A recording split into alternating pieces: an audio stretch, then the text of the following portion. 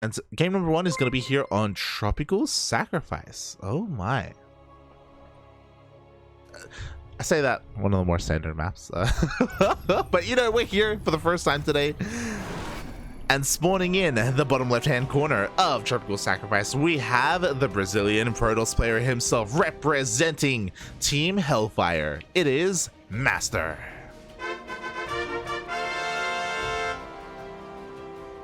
And spawning in the top right-hand corner of Tropical Sacrifice, we have the Peruvian Terran player himself representing Team Super. It is Tavo.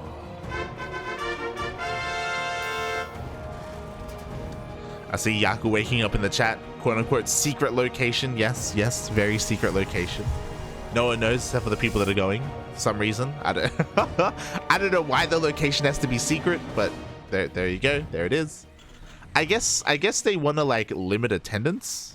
They don't want things to get out of control or something along those. I'm sure there's a good reason for it. Maybe like health concerns or health reasons, like because of the pandemic. I'm sure there's like, I don't know, limitations on how many people can be there and who can be there. So I'm sure there's a good reason for it. Sure. California and Texas should be considered LatAm. True. Aye. Yes, here we go, and this is where I worry a little bit here for Tavo, because MasTeR, again, has been just performing so well in recent times. He's been winning these tournaments, or again, just placing as the highest Protoss in a lot of these weeklies as well, taking a lot of names, taking out players like Sinner, like Tavo in the past. And I haven't seen as much from Tavo, so I don't know how in shape he is compared to what he was in his prime, what he was during DreamHack Valencia.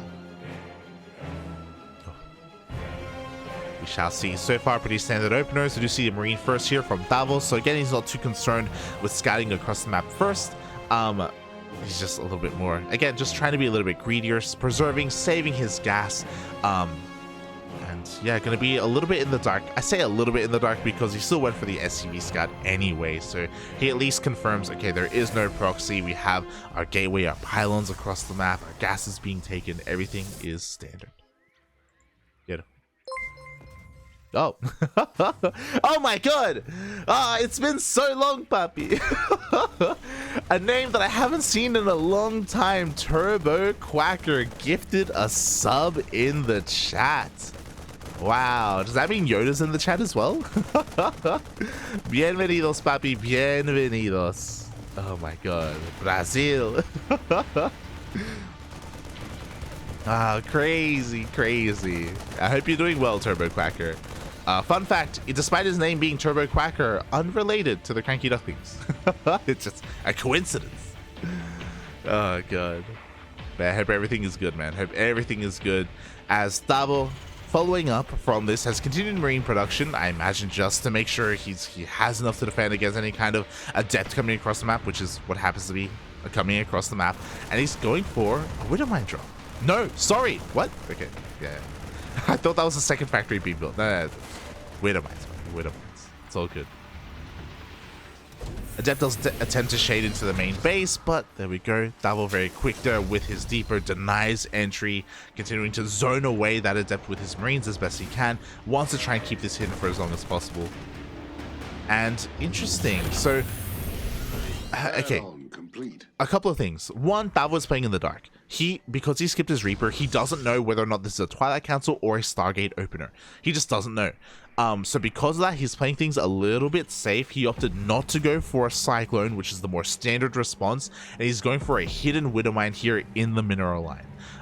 With any luck, the Widowmine will one-shot this Oracle, and he can get away with this. If that doesn't happen, things can get a little bit messy. Up! And there we go. Widowmine shot goes off, and just like that, Tavo defends against the opener of MasTeR, and he can continue with his build. The other very important thing is that MasTeR, because he lost that Oracle, doesn't get close enough to scout the fact that we have a tech lab on the starport and that it is researching. We have Cloak Banshees on the way, and MasTeR has no idea. He does have a spotted pylon in the middle of the map. He's setting up a gateway as well, and perchance this may scout this. Quickly looking at the vision from MasTeR, we'll see if he does spot it, and we'll see if he responds to it. As No. Unfortunately, the gateway isn't done, so it doesn't provide too much vision, and Tavo spots the gate himself. Marines on the way to clean this up. Second Oracle comes out, tagging said Marines, but again, the Banshee hasn't been spotted. Stalkers are moving out across the map. MasTeR is getting a third behind this, so he's not going for a 2-base all-in, but the gateway is shut down. Oh, he's going to commit? I don't know if that's the best move here. Maybe it is because, oh, Tavo wasn't paying attention for a moment. Tank goes down. That's a massive pickoff, but GG gets called as the Banshee rocks up across the map. There was no answer for the Banshee, no detection, no robo. Oracles were already being used. The first one was taken out. The second one already used a revelation. The Banshee ends the game. GG. I didn't think it would. I didn't think the Banshee would just end the game, but there you go. Beautiful. Tavo will take a bit of a lead in the series, but as a reminder, this is a best of 3. A best of 3, not a best of 1, so MasTeR still has a chance to bring it back, to bring it all the way to the ace match.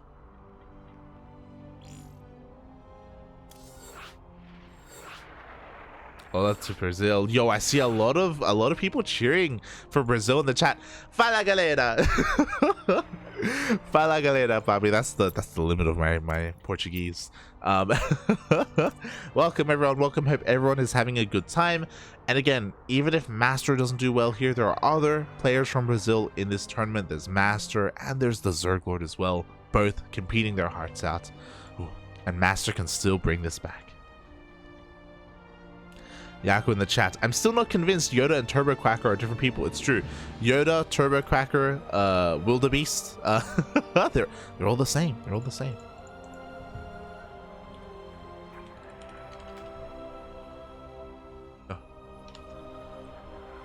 All the same. Here we go as we slip into game number 2. And again, that was just a very, very, I don't know if I want to say lucky, but like things just really worked out there for Tavo. Again, the fact that the Oracle had gone down just immediately without seeing anything was huge. The fact that the Banshee also spotted the proxy as well, so the proxy was shut down, so any kind of aggression wouldn't work either for MasTeR. Like, just didn't go his way.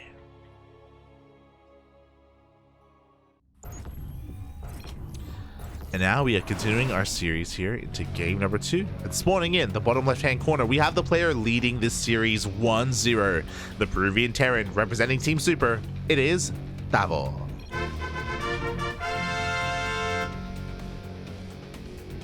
And spawning in the top right-hand corner of Data Under the Sea, we have the Brazilian Protoss representing Team Hellfire. It is MasTeR.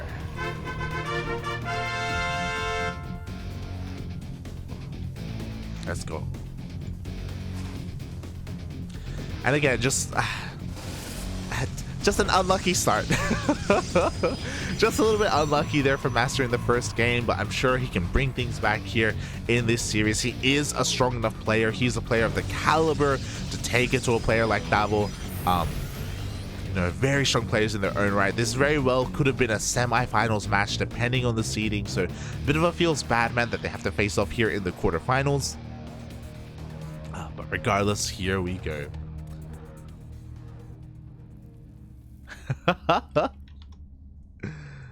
Oh my god. let's not get too crazy in the chat. But MasTeR, he's looking to be a little bit cheeky here. He moves out across the map with this probe, but he doesn't go into the main of Tavo. Instead, he goes straight to the top left-hand corner of the map. And I wonder, I believe that this proxy is even out of range of the Zonaga. So even if Tavo happens to go here towards the north just to check on the tower, the proxy will not be spotted. Zealot is on the way as well, going to be moving out across the map. This side match is going to be a proxy starport as soon as the Cybercore finishes. That would make the most sense. MasTeR could go wild and go for like a proxy Twilight Council or Dark Shrine, but that does take much longer to really get going. So it's a much more riskier opener to go for, especially in this matchup. But we'll see, as Tavo is going for the same opener as well. He skips his Reaper, he goes Marine first instead, which again is a very risky thing to do. Tavo scouts here at the lower linear third location. He checks triangular third, so there is no proxy gateway, so he can rule that out. But this Zealot showing up is a bit of a red flag. This is a bit of a tell that something is a little bit amiss. As Zealot does appear here, it looks like, ooh, gets a kill on that building SCV. A couple more workers are being pulled as well. Right now, MasTeR is trying to do his best to distract Tavo and keep his attention here at the natural while the proxy does complete. There it is. Oracle's going to be on the way here, looking to slip into the main base of Tavo. Adept is about to rock up as well. Hyper aggression here from MasTeR. He's upset. He's angry. He's had enough of taking it here from Tavo. And with the Zealot, he's denying any kind of mining here in the natural base. With the Adept as well, any kind of transferring workers or any kind of stray units can get picked off.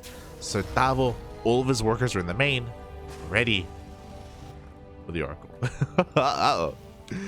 Okay, the units here, mines are on the way now, but they were delayed because of the reactor, and here we go. The Oracle rocks up. Workers are falling left and right already. They have to be transferred over towards the natural base, and this is already a lot of damage. 5 SCVs going down. Oh my god. Almost 6 as well. But now Tavo has to do some counter damage. He's across the map with his Hellions. There is no wall. He slips into the mineral line, and he can roast up a couple of probes. 2 probes are going to go down. Maybe he can get 3. Maybe he can get 4. Depending on how they line up. Up. Up. Up. One more shot. It looks like he will equalize. 5 more probes go down at the same time. Another Oracle comes in, gets taken out by a Widowmine, but not before getting 2 more SCVs. So both players a little bit battered, a little bit bruised. At the end of the day, MasTeR is still ahead in probes. He's still ahead in workers. And a second Oracle shows up. And Widowmines can only shoot once. We have 2 more Widowmines here, but up. MasTeR barely avoids them as well. And Tavo, again, being punished for his greed. He skipped his Cyclone. He went for the reactor first. He was skipping out on Marines. Things are just not working out too well at all.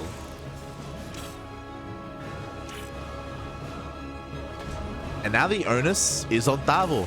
I don't blame him. He's going to be going for that Widowmine drop. That was the initial plan, and he has to go for it.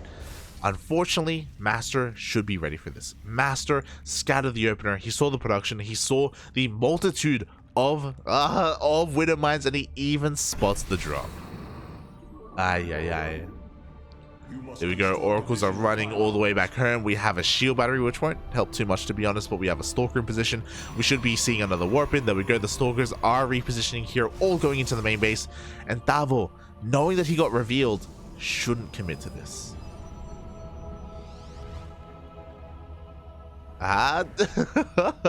He dips in. There we go. He dips out. He doesn't want to throw away his army right now. I know there's a lot of pressure on Tavo to deal damage, to do something with this drop, but you can't throw it away. You have to be patient. You have to hold off on it for that opportune moment, because there is potential to come back in this game. Even though Tavo is down 10 workers, like, the fact that we still have this Widowmine drop alive means that if at any moment, if MasTeR moves these Stalkers out of position, like, they can roast a mineral line. They can obliterate a mineral line. Speaking of obliterate, there we go. Another Oracle goes down. Oh. Tavo's still losing a couple more workers. Again, losses that he can't really afford right now. But at least he's fighting back in some way. This is a little bit unfortunate as well. The tech lab on the starport gets scouted here. MasTeR wants to know, are you making a Raven or a Banshee? Goes for the Revelation. And he even spots the Banshee itself. So now he knows to get ready for this. He saw that there wasn't anything being researched, so he doesn't need cannons. But he starts to forge anyway. He has the potential to make cannons. He's going to get more Stalkers in position. He still has the Stalkers outside his main.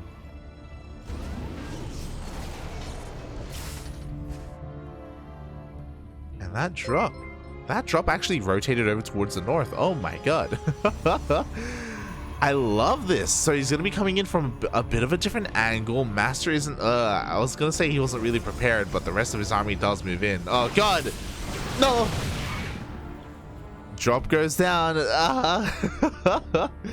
Tavo, things are not looking good for him. He's trying his hardest right now. I love that he did go to the other side, but it just wasn't going to be enough. His main army is pushing on forward, looking at his upgrades. He doesn't have stim, he doesn't have combat shields. He doesn't. These are vanilla Marines with 2 tanks, mate. He's on some serious coping. He believes that this push can do anything. The Banshee goes down immediately. But he has to do something. He knows that there's a blink on forward. The first tank goes down, the second tank goes down, and with that, that is the bulk, the DPS here of this army. There is no stim. There's nothing else here for really anything to happen. Everything gets cleaned up. There is no third TC. It just now starts. Oh. And now, is there any way for Tavo to come back? I mean, he's still got 1 Banshee. He's still got 1 Banshee. He's got a tank. He's got 2 tanks even. But there's no cloak here on the Banshee, so it's slowly being hunted down. Here we go. A couple of reinforcements coming from across the map as well. Banshee does get picked off. And now Tavo, the only thing that he can really hope for is to take a big engagement defensively at home with his tanks, right? Like if there's a world where MasTeR blinks forward and we have a mass repair and the bunker survives, the tank shots go off, like the power goes out in MasTeR's apartment, you know. Here we go, the stalkers, they blink on forward, the bunker goes down. We still don't have stim, by the way. And there's just going to be no mining here at the natural base, or at least that's the hope here from MasTeR. Tavo's trying to reclaim control of his natural base. He's trying his heart out. The tanks reposition, they're kind of in range. They shell away, take out some of these stalkers. But behind this, MasTeR is fully saturated on 3 bases. He's getting his 4th up and running. He has cannons as well. He recalls the hell out of here. Loses the minimal amount of units. And now he can just regather his army. He can just regroup, I should say. Come in with his stalkers, come in with his immortals, the zealots. I say as he just moves out with his stalkers, it's fine. No! Stasis trap goes off. Half the Marines are just rendered inert. And once again, we have another blink on board. MasTeR takes out tank after tank. And as much as I love Tavo, like again, there just isn't much remaining here. Like he was able to take out the stalkers for it, but he lost 4 tanks. 4 tanks back. That's a lot of tanks. That's every tank. We see a scan and now Tavo recognizes how far behind he is economically. He doesn't know that there's a 4th base already done, so he's not fully aware of the entire picture here. But he, again, trying to fight his heart out. He finally does have stim, by the way, so his army can actually contend with that of MasTeR, but it's just not enough to defend that 3rd base.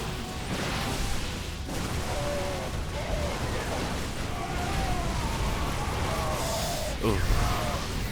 And without the support of the tanks from earlier, the Marines end up falling, and MasTeR's going to be able to take another great fight here. But this time with the Immortals and the Charge-Outs, so he will have the momentum he needs to break on past the army, get on top of the economy, clean everything else up.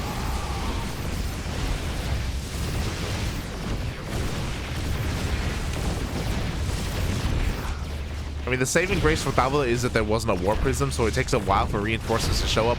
But the reinforcements are here. MasTeR rocks up with the remainder of the Zealots. Tavo just started stepping his heart out here into his main base. The natural completely forfeit once again. Tavo believes, Papi. He believes. Yo, can he get an Immortal?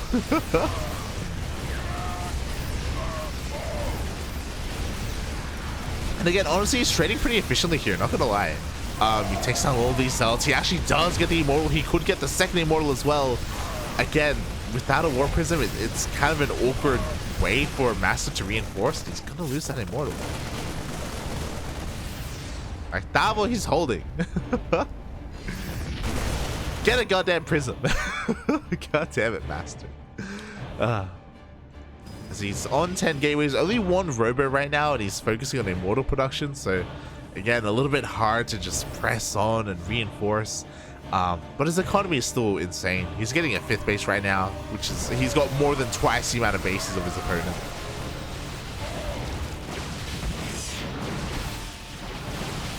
There we go. Finally forces Tavo back once again. The boys are being pulled. GG gets called, and MasTeR will tie up the series 1-1. An interesting dichotomy here in this series, where in the first game, everything went right for Tavo in the early game. And in game number 2, everything just went right for MasTeR. You know, the proxy wasn't scouted. Even the Zealot was doing an insane amount of damage alongside that Adept at the start of the game.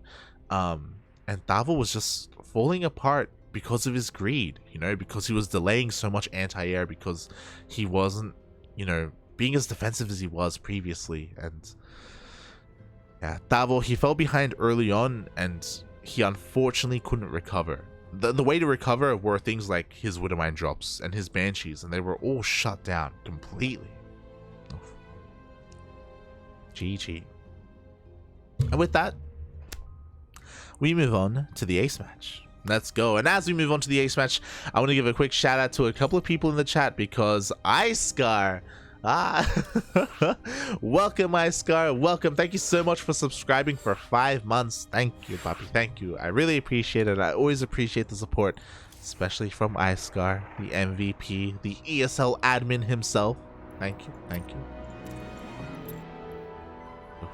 And I also want to give a shout out to Toxavior. Oh my god. To Toxavior as well for subscribing with Twitch Prime. Toxavior, an even bigger shout out. For those who don't know, and I don't give him as much credit as I should, Toxavior is the not just the admin of Copa Hyperion, but he also provides the prize money. He's also a major part of Break the Wall Esports, which is, you know, oh my god, which I just realized I don't have it on screen right now, but which is of course the main sponsor of this tournament as well. Yeah, without Toxavior, none of this would happen. Hold on. Where is it? There we bam. Break the Wall Esports up in the top right. But here we are heading into the ace match, and spawning in the bottom right hand corner of Moondance, we have the Peruvian Terran player himself representing Team Super. It is Tavo. And spawning in the top left hand corner of Moondance, we have the Brazilian Protoss representing Team Hellfire and tying up the series 1-1. It is MasTeR.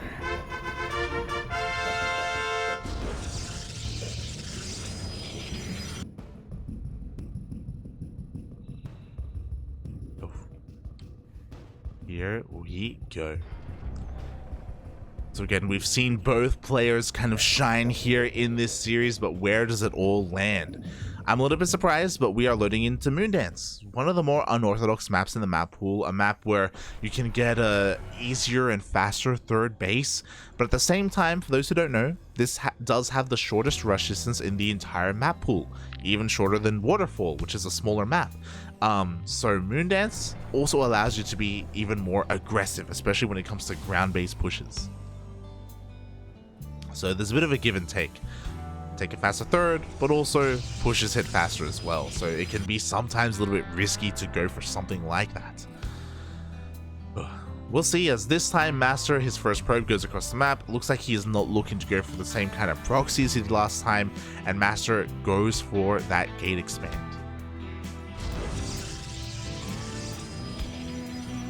And Tavo will confirm this. I think the other thing I should point out is that last game Tavo didn't even go for an SCV scout. That's how greedy Tavo was being, and that's how much respect he wasn't giving his opponent.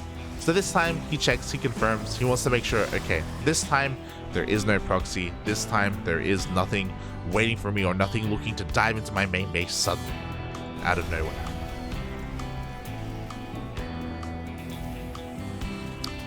The other interesting thing is that every single game so far, actually, no. This goes to show how much more serious Tavo is taking this. This is the first time this series that Tavo goes for a Reaper opener. And maybe now we see why he doesn't go for Reaper openers. The Reaper goes down, it gets taken out before he sees the tech, before he confirms whether it's a Stargate or a Twilight Council. And the scary thing is that this is the first time this series that MasTeR is not opening Oracle. We have a Twilight Council on the way instead, so Blink Stalkers are going to be the name of the game here for MasTeR. Behind this, Tavo playing it safe, going for a safety Widow Mine, going to be burrowing here in the mineral line just in case an Oracle rocks up. There we go. So Tavo will have an answer to that. Unfortunately, he doesn't know that, again, there is no Oracle on the way. This game, Tavo could have been greedier.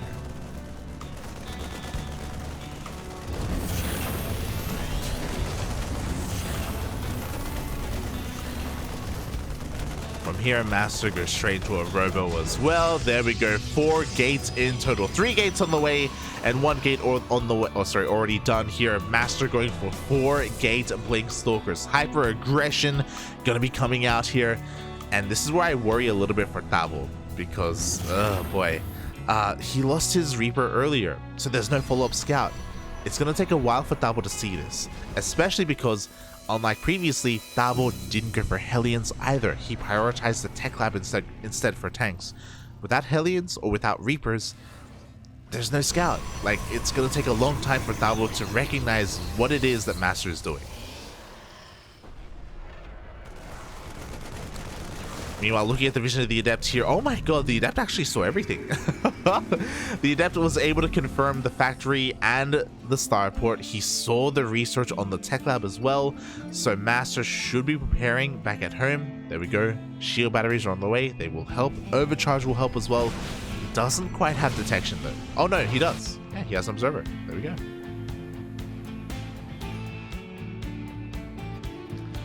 So this is going to be a little bit interesting. If the army moves out before the Banshees hit, the Banshees could do a lot of damage.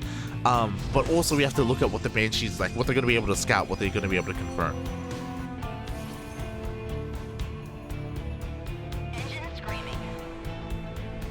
Meanwhile, here we go. The Blink Stalkers and the War Prism already moving out across map. The Banshees miss this, and the Spotter Marine misses this as well. Oh no. Tavo, what do we have at home to defend? We have a bunker at the natural. We have a tank at the natural. The main is completely exposed. There's no bunker, there's no tank, and the Stalkers blink into the main. The Banshees are hitting a little bit late. They're not hitting at all, actually, and Tavo has to reposition. Boy, bearing in mind that Tavo doesn't have stim here, not with his army. The Blink Stalkers, okay, trading relatively well. Going to be forced back. We're going to be seeing another warp in here from MasTeR. And behind this, MasTeR isn't completely all in. We do have a 3rd Nexus on the way. Oh god. Ugh.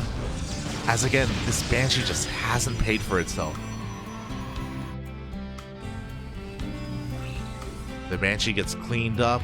MasTeR looking to rotate over. Both tanks went to the main. Uh-oh. Tavo being punished here. He's going to end up losing his bunker here on the low ground. Tavo, he's trying to take his own 3rd base on location, but the tanks are sieged. Tavo's just being picked apart here. You cannot make mistakes, not against 4-gate Blink Stalkers, not against this kind of build. He has 1 tank remaining. He has no tanks remaining. I guess 1 more tank on the high ground, but now the Blink Stalkers are free to trade against the Marines and the Workers as well. Oh god, no WCS game hard, but we can count. I don't know if we want to count, but 16, 19, 20 SCVs go down here at the natural. GG gets called. Good luck. And MasTeR, the Brazilian Protoss player, is going to take the series 2-1.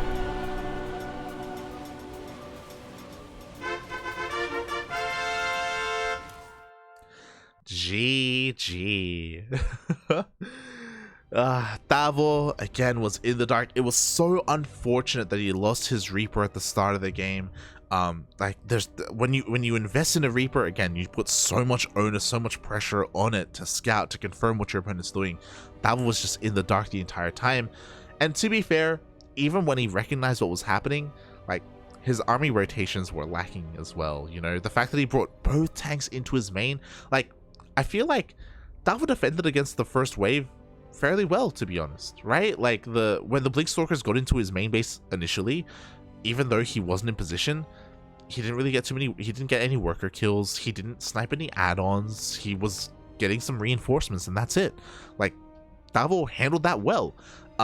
it's just the follow-up where Tavo, again, his tanks weren't where they needed to be. There wasn't a repair on the bunker either. Like, he wasn't able to keep up. Maybe he was focusing a little bit too much on the Banshee across the map, but the Banshee itself didn't do any damage either. Like, it all just fell apart a little bit. It fell apart. And GG, well played to MasTeR to bring it back here in this series. He had a really rocky start in game number 1, but in game 2 and game 3, he was able to really tighten things up and, yeah, move on to the semifinals.